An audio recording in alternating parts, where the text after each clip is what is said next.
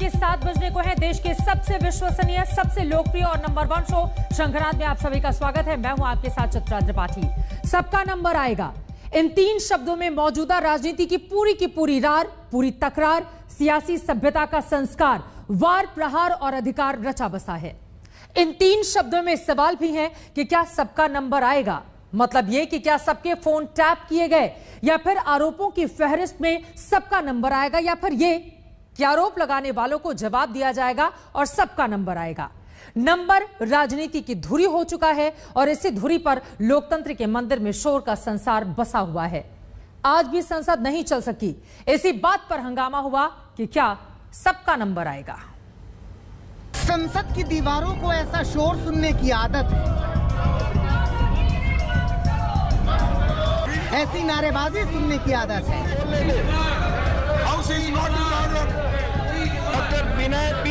ऐसा हंगामा देखने की आदत है। पेगासस जासूसी विवाद पर आरोपों की ऐसी बिजलियां चमकी कि लोकसभा से लेकर राज्यसभा तक सब ठप हो गया। फ्लोर पर हाउस में बहस करना वो बहुत ही इम्पोर्टेंट है और विपक्ष के लिए ज्यादा इम्पोर्टेंट है। न कृषि कानून, न कोरोना, न रोजगार, जासूसी विवाद पर हंगामा ऐसा बरपा कि 4 मिनट में ही लोकसभा की कार्यवाही स्थगित करनी पड़ी। स्पीकर चुप कराते रहे, विपक्ष शोर मचाता रहा। शिवसेना सांसदों ने लोकसभा स्पीकर से मुलाकात कर पेगासस जासूसी मामले की जांच के लिए संयुक्त संसदीय समिति बनाने की मांग की है। ये पूरा मामला जो आता है ये देश के अंतर्गत और बाह्य सुरक्षा के साथ भी जुड़ा हुआ है। अगर आज किसी और सरकार होती और भारतीय जनता पार्टी विपक्ष में होती तो उनकी क्या भूमिका रहती? पूरे देश में हंगामा खड़ा कर देते, सदन चलने नहीं देते। सोची समझी चाल है और ये पार्लियामेंट सेशन शुरू होने के एक दिन पहले इस प्रकार का पार्लियामेंट सेशन जिस दिन शुरू हुआ उस दिन ये सारा मामला आना बड़ा स्पष्ट दिखता है कि देश में कुछ ताकतें ऐसी हैं जो नहीं चाहती कि देश तरक्की की ओर बढ़े और जो विधायक जो बिल्स सरकार लाना चाहती थी देश हित में उसमें रुकावट हो, परंतु ये एक्सपोज होंगे। गांधी प्रतिमा के सामने टीएमसी के कार्यकर्ताओं ने जासूसी विवाद को लेकर जब सुबह प्रदर्शन किया तो संसद की रूपरेखा तैयार हो गई।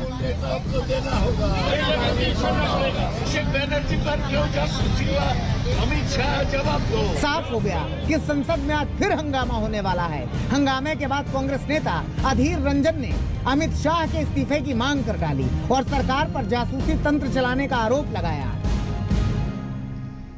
कॉन्स्टिट्यूशनल जो कमिटमेंट होता है ओथ ऑफ ऑफिस के खिलाफ तो अमित शाह जी को चाहता है कि अमित शाह जी रिजर्वेशन भी सदन में चर्चा हो और कम से कम एक जुडिशियल प्रूफ।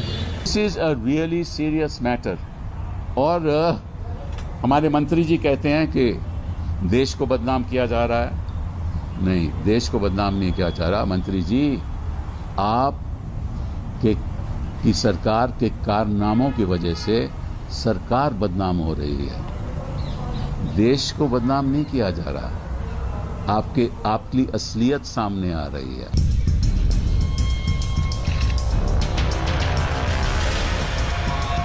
संसद में पहले दिन हंगामे के बाद आज सुबह बीजेपी ने संसदीय दल की बैठक बुलाई। इस बैठक में खुद पीएम मोदी मौजूद थे। बैठक में पीएम मोदी ने कहा कि कांग्रेस आरोपों की राजनीति कर रही है। कांग्रेस बार बार असत्य बोल रही है, लेकिन हमें हर बार सत्य बोलना है। कांग्रेस कई राज्यों में इसी वजह से खत्म हो गई है। कांग्रेस लगातार अपनी हार पचा ही नहीं पा रही है। असम, पश्चिम बंगाल में हार के बावजूद कांग्रेस विपक्ष की भूमिका ठीक से निभा नहीं पा रही है। कांग्रेस को जनता से जुड़े मुद्दे संसद में उठाने चाहिए। संसदीय कार्य मंत्री प्रहलाद जोशी ने एक बार फिर हंगामे को लेकर कांग्रेस पर पलटवार किया। वहीं साफ किया कि जासूसी विवाद का सरकार से कोई लेना देना नहीं है। इसमें सरकार का कोई ताल्लुक नहीं है। देयर इज नो गवर्नमेंट का even an iota of link is there in that, but in spite of that if they want to raise through a proper procedure, through a proper rule, let them raise. मुद्दे बदल जाते हैं लेकिन नहीं बदलता संसद में हंगामे का ये चेहरा।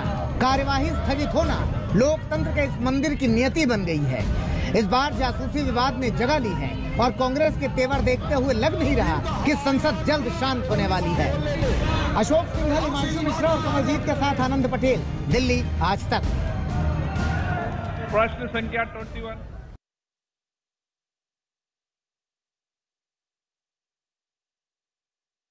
ठान लिया है कि जब तक प्रधानमंत्री नरेंद्र मोदी संसद में आकर इस बात का जवाब नहीं देते कि फोन टैपिंग सरकार ने कराई या नहीं, तब तक हंगामा शांत नहीं होगा।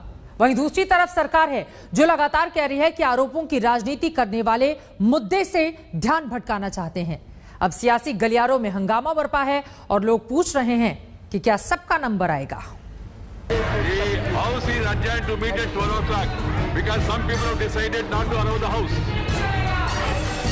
देश की छवि को लगातार निरंतर धूमिल करना विपक्ष के एजेंडे का हिस्सा बन चुका है। विदेशी ताकतें और यहाँ कांग्रेसी मित्र इसको बचा नहीं पा रहे। इसके पीछे का षड्यंत्र समझना है।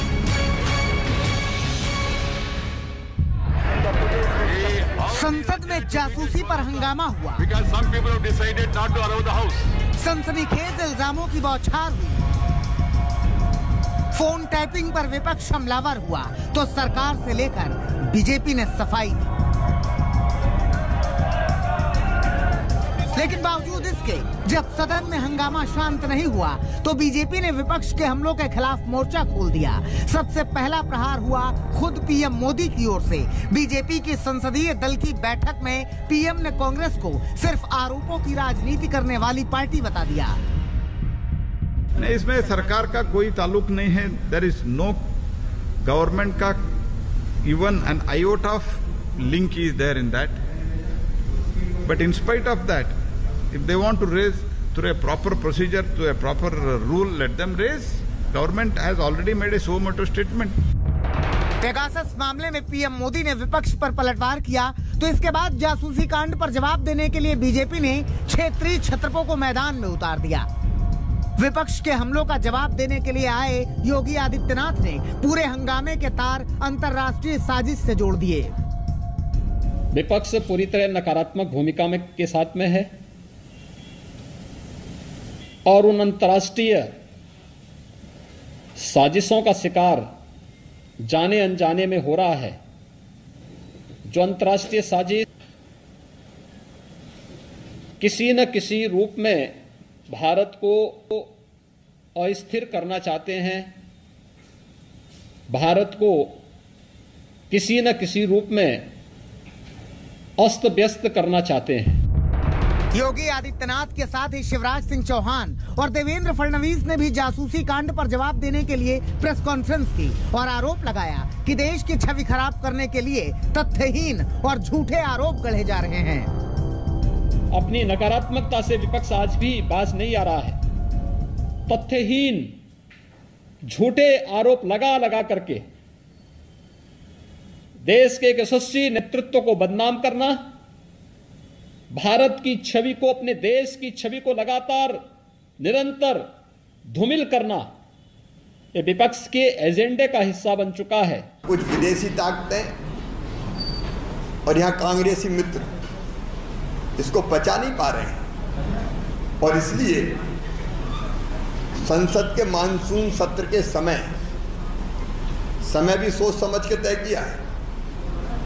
एक दिन पहले इस मामले को सामने लाया गया।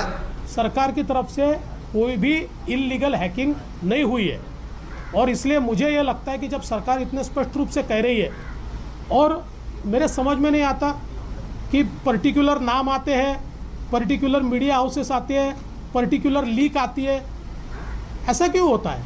बाकी जगह ऐसा क्यों नहीं होता है? तो इसके पीछे का षड्यंत्र समझना पड़ेगा। जासूसी को लेकर विपक्ष ने मानसून सत्र के पहले ही दिन से सरकार की घेराबंदी शुरू कर दी। हंगामे को शांत करने के लिए आईटी मंत्री ने जवाब भी दिया और सभी आरोपों को खारिज किया। लेकिन विपक्ष सरकार की सफाई को मानने को तैयार नहीं और पूरे मामले की निष्पक्ष जांच की मांग कर रहा है। गुनाह करने वाला कभी खुद को गुनहगार नहीं मानता है, तो सरकार भी अपने आप को गुनहगार नहीं मानेगी और इस देश में ऐसा कोई कानून नहीं है कि कोई हत्यारा, कोई डकैत, कोई चोर अपने आप को खुद से क्लीन चिट दे।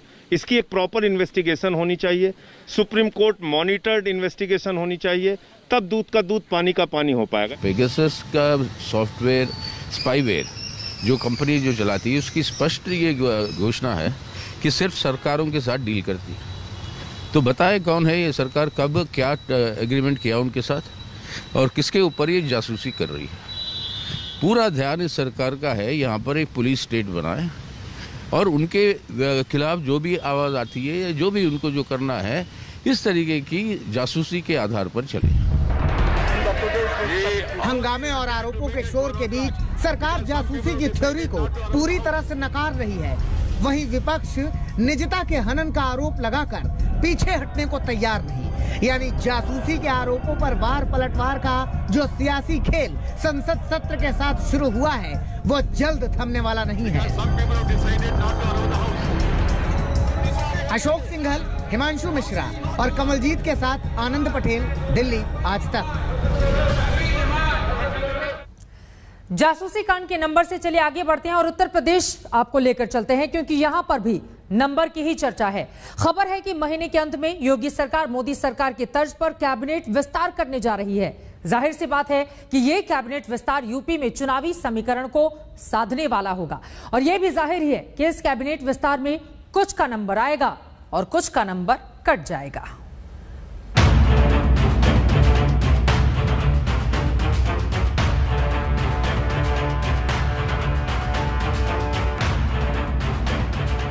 पहले मोदी की टीम बदली, अब योगी की टीम बदलेगी। पहले केंद्र में मंत्री बदले गए, अब यूपी में मंत्री बदले जाएंगे। पहले केंद्र में जाति के गणित को साधा गया, अब यूपी में भी क्या जाति के गणित को साधा जाएगा?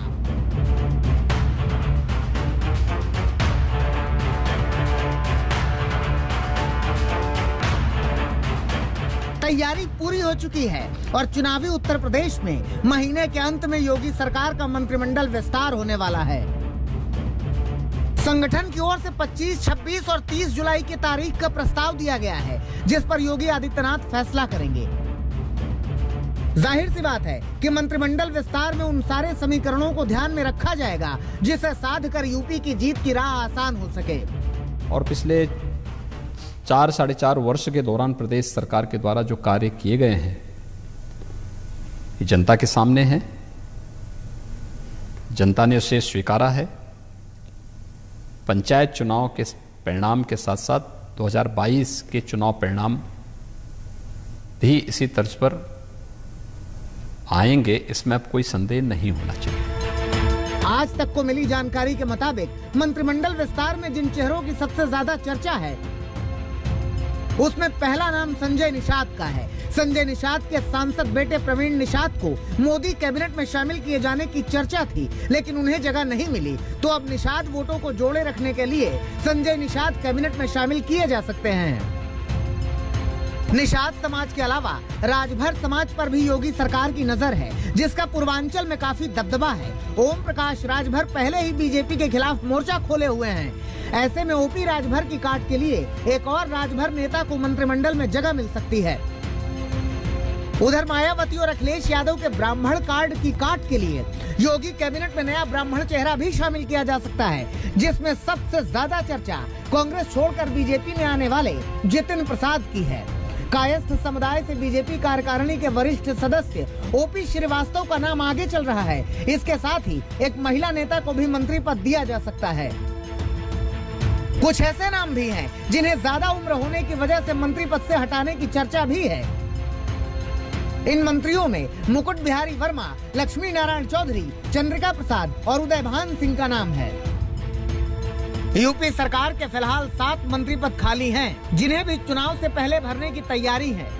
यूपी में मंत्रिमंडल विस्तार की सुगबुगाहट के बीच प्रदेश अध्यक्ष स्वतंत्र देव सिंह और संगठन महामंत्री सुनील बंसल दिल्ली पहुंचे हैं और माना जा रहा है कि यहां चर्चा के बाद नए मंत्री के नामों पर मुहर लग सकती है।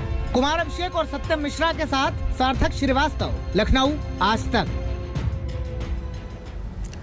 चलिए यूपी के बाद बात अब पंजाब की कर लेते हैं। पंजाब में सिद्धू का नंबर तो आ गया, मगर अब किसका नंबर आएगा सिद्धू अपने सूबे के कांग्रेस अध्यक्ष बन जाने पर जश्न मना रहे हैं, रथ यात्रा कर रहे हैं, पोस्टर लगवा रहे हैं, ढोल नगाड़े बजवा रहे हैं, मगर कैप्टन अमरिंदर सिंह खामोश बैठे हैं। इस खामोशी के बाद सवाल उठ रहे हैं कि बोलने के लिए कैप्टन का नंबर कब आएगा। पंजाब कांग्रेस की कमान संभालने के बाद सिद्धू शहर शहर का दौरा कर रहे हैं। हर शहर में फूल माला के साथ सिद्धू का स्वागत हो रहा है। समर्थक जोरदार नारों से नए कांग्रेस अध्यक्ष का उत्साह बढ़ा रहे हैं और समर्थकों के इसी उत्साह से सिद्धू का जोश आई है। पंजाब के नवा शहर में बारिश के बीच सिद्धू की अगवानी हुई।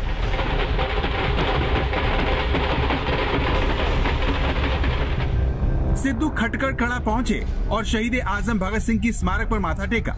नवजोत सिंह सिद्धू को पंजाब कांग्रेस की जिम्मेदारी मिली, तब से उनकी बॉडी लैंग्वेज बदली बदली सी नजर आ रही है।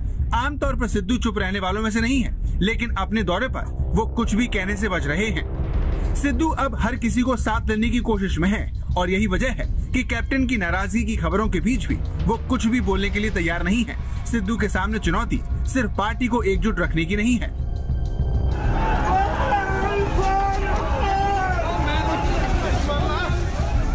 खटखड़ कला में ये सिद्धू के दौरे के विरोध की तस्वीर है, जहां किसान संगठन के लोग सिद्धू के खिलाफ सड़क पर उतर आए।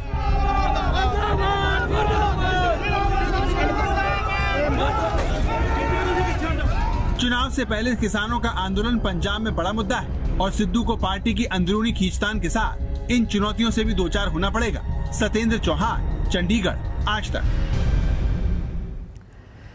चले भारतीय राजनीति की दुनिया में मची हलचल के बाद अब बात उस गंदे धंधे की करते हैं जिसमें राज कुंद्रा फंस गए हैं। आरोप लगा है कि राज कुंद्रा अश्लील फिल्में बनाने वाले बड़े निर्देशक हैं। उनकी बनाई फिल्मों से वो देश विदेश में करोड़ों इकट्ठा कर रहे हैं, करोड़ों पैसे बना रहे हैं। कल गिरफ्तारी के बाद कुंद्रा को कोर्ट में पेश किया गया, जहां उन्हें 23 जुलाई तक के लिए पुलिस रिमांड में भेज दिया गया है।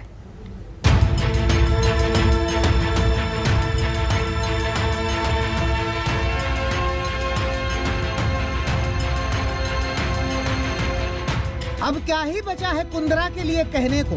कमाई के चक्कर में राज कुंद्रा ने ऐसी कालिख पुताई कि मुंह छुपाई के लिए जगह नहीं बची। कुंद्रा का चरित्र आरोपों की डर्टी पिक्चर का जिंदा इश्तहार बन गया है। पुलिस कहती है कि बेलगाम बेशर्मी के बीच कुंद्रा ने नीली फिल्मों का उद्योग रच लिया था। सारी शराफत हॉटशॉट नाम के ऐप पर अपलोड होती रही। राज कुंद्रा और केंद्रीन की कंपनी खरीदती थी और उसको पब्लिश करती थी हॉटशॉट्स नाम के ऐप के जरिए। हालांकि ये कंपनी केंद्रीन और हॉटशॉट्स लंदन में रजिस्टर्ड है, लेकिन इसका पूरा कंटेंट क्रिएशन ये राज कुंद्रा इनके मुंबई स्थित ऑफिस से किया जाता था। कहते हैं बुद्धि का मेल अगर काले कारोबार से हो जाए तो पेट के बल पड़ा आदमी भी मुनाफा कूट देता है, घर में टकसाल खुल जाती है। और कुंद्रा के साथ तो यहाँ सब कुछ था। खूबसूरत लड़कियाँ थी, रूपहले पर्दे का ग्लैमर था, माया नगरी की माया थी, फिल्मी दुनिया की चकाचौंध थी और इन सब से फला फूला था कुंद्रा का नीला धंधा। ऑडिशन के लिए बुलाया जाता था या कुछ शॉट्स लिए जाते थे और इस शॉट्स में थोड़ा सा बोल्ड सीन करना पड़ेगा।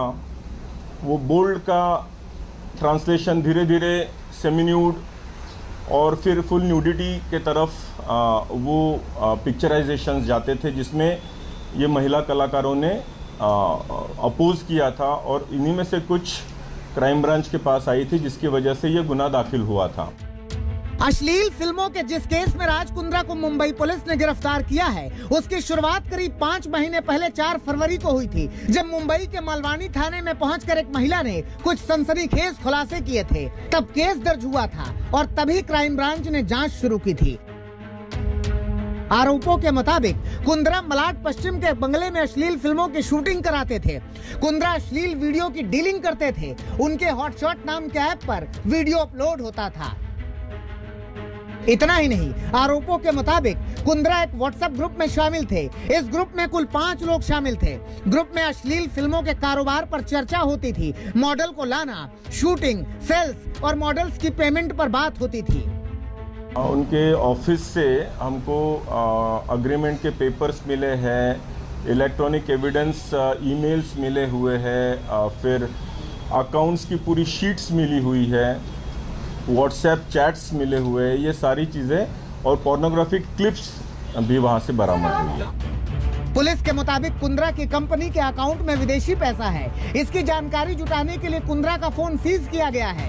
कुंद्रा को पुलिस ने किला कोर्ट में आज पेश किया और कोर्ट ने उनकी कंपनी के आईटी हेड रेयान और कुंद्रा को 23 जुलाई तक पुलिस कस्टडी में भेज दिया है। जाहिर सी बात है कि कुंद्रा की मुश्किलें एक बार फिर से सर उठाए हैं। 8 बरस पहले सट्टेबाजी के खेल में वो जेल जाते जाते बचे थे, लेकिन इस बार उनकी आजाद जिंदगी पर नीली फिल्म के आरोपों ने लिख दिया है पैकअप। मुंबई से विद्या के साथ आज तक ब्यूरो। शाम के 7:30 बजने को है। शंखनाद में एक बार फिर से आप सभी का स्वागत है। मैं हूं आपके साथ चित्रा त्रिपाठी। दिल्ली में लंबे इंतजार के बाद मॉनसून की बारिश शुरू हुई है। अभी भी दिल्ली के तमाम इलाकों में झमाझम बारिश हो रही है, लेकिन दिल्ली का ड्रेनेज सिस्टम इतना सड़ा हुआ है कि हर साल बारिश के लुत्फ पर मुसीबतें, मुश्किलें भारी पड़ जाती हैं। दिल्ली में जगह जगह पानी भरा हुआ है। कुछ जगहों पर तो लोग घुटने भर पानी के भीतर अपनी जिंदगी बिताने के लिए, गुजारने के लिए मजबूर हो रहे हैं। देखिए ये तस्वीरें देखकर तो आपको यकीन हो ही जाएगा कि दिल्ली में बिजली पानी मुफ्त है। गरीबों के लिए तो बिल्कुल ही मुफ्त है। देखिए मुफ्त वाला पानी, पानी ही पानी। इतना पानी जो ना तो नहाए खत्म हो रहा है और ना ही धोए। सरकार को शाबाशी दीजिए कि उसकी मेहरबानी से मुफ्त पानी सप्लाई से घर लबालब है, लबालब। दिल्ली में इस मुफ्त पानी का लुत्फ तो ये लोग भी उठाते सरकार, लेकिन क्या करें, पापी पेट का सवाल है, लिहाजा चूल्हा भी जलाना है। घर में तो पानी भरा है। कुछ भूखे बच्चे पानी में ही स्टूल और बेंच पर बैठे हैं, रोटी के इंतजार में। कभी ऐसा ही कोई दृश्य देखकर निराला की कविता निकली होगी कि वो तोड़ती पत्थर मैंने देखा उसे इलाहाबाद के पथ पर। लेकिन करीब घुटने भर तक पानी में खड़े होकर ये महिला किस बेचारगी में रोटी बेल रही है, रोटी पका रही है। इसे देखकर अगर निराला होते तो उनके कलम से स्याही नहीं निकलती, आंसू बहते। ये तस्वीरें दिल्ली के नांगलोई इलाके के जेजे कॉलोनी की है, जहां मुख्य द्वार पर इलाके के पार्षद की तरफ से लिखवाया गया है कि श्री श्री दुर्बलनाथ महाराज द्वार में आपका स्वागत है। यहां स्वागत किस तरह से हो रहा है ये भी देख लीजिए। करीब घुटने भर पानी में लोग चल रहे हैं, रिक्शा चला रहे हैं, बाइक चल रही है, ऑटो चल रहा है और कार भी चल रही है। पानी में भाई साहब की स्कूटी बंद हो गई, अकेले खींचे जा रहे हैं। एक ऑटो के साइलेंसर में चलते चलते पानी घुस गया, इंजन बंद हो गया तो धक्का देकर उसे वैतरणी पार कराई जा रही है। आलम यह है कि घरों में पानी भरा हुआ है, सड़कों में पानी भरा हुआ है। जब पानी ही नियति है तो लोग सड़क पर ही कुर्सी डालकर इस मुफ्त पानी के बीच बैठे हुए हैं, इस नारकी जीवन की दास्तान सुना रहे हैं। ये आज की बात नहीं है।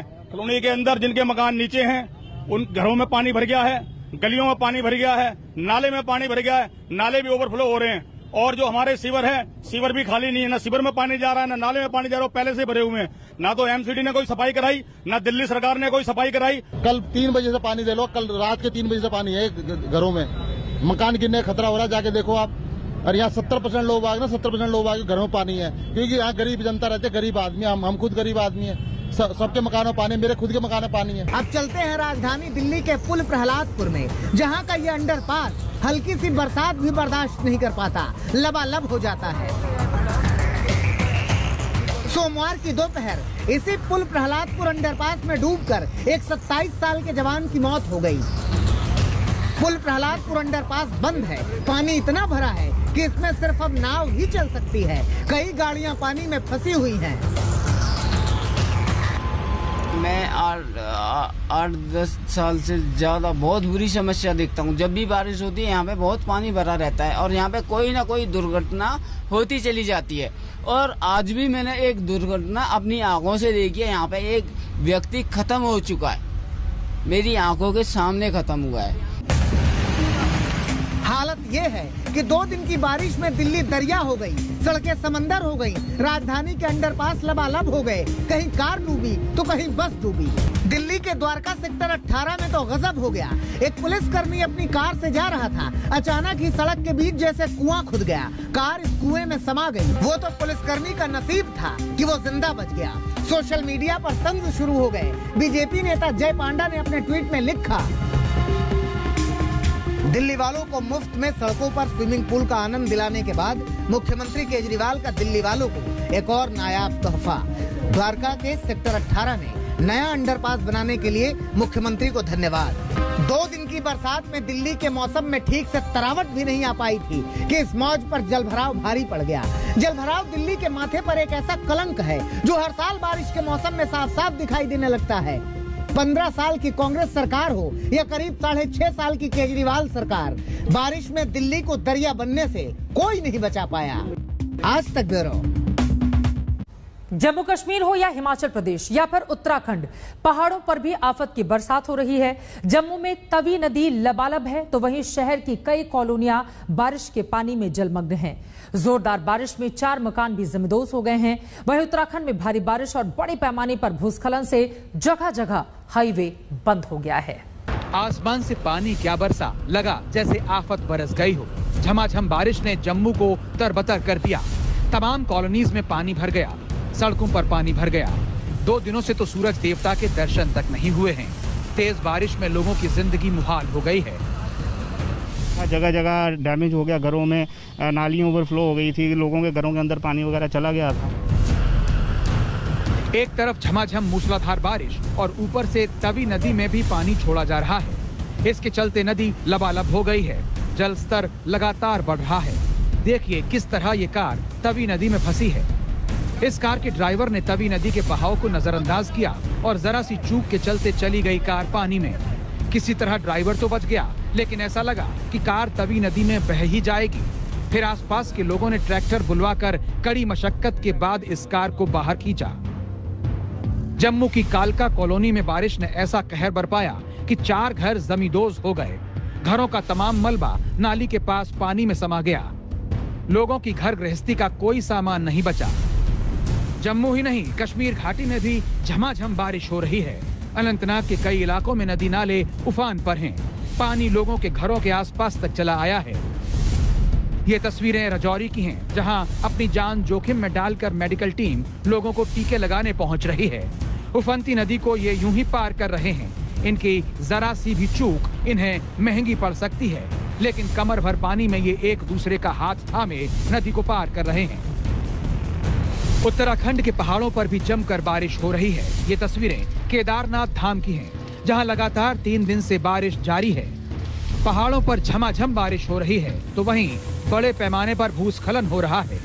देखिए किस तरह पहाड़ों से पत्थरों की बरसात हो चली है, जिसके चलते बद्रीनाथ हाईवे कई जगह ठप हो गया।